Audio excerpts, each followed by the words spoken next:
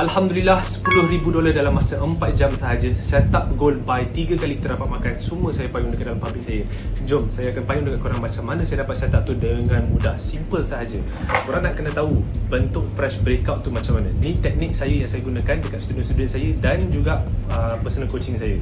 Kita cari bentuk macam ni, tunggu harga datang balik, buy.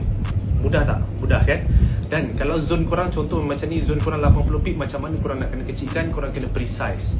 Okay, first korang masuk, ambil tandakan. Nampak tak dekat sebelah kiri ni kita ada bentuk fresh breakout untuk buy. Tetapi contoh kalau zone kita tu mungkin lebih daripada 40 pips ataupun 50 pips kan.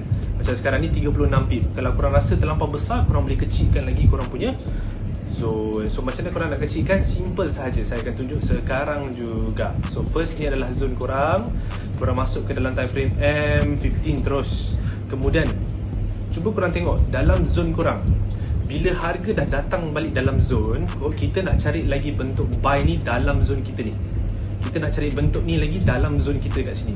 Faham tak? So bila harga tu dah sampai dekat sini, kita nak kena tengok first left kita. Ada cara korang nak pakai. Korang kena ada ilmu bila korang nak guna benda ni. Simple, saya janji dekat korang. Okay, so korang tengok ada fresh breakout dekat dalam zone kita ni. Okay, so kita akan tandakan lagi satu fresh breakout yang ada dalam zone kita ni. So kalau korang tengok, memang dia buat pattern touch and go. So Alhamdulillah, 3 kali kita dapat makan gold buy, running sebanyak 70 ataupun 80 pips dalam tangan. So tahniah kepada semua fighter-fighter yang Arif yang dapat setup ni. Sangat-sangat mudah. Harga dah masuk dalam zone, korang cari saja buy, cari saja sell. Salam.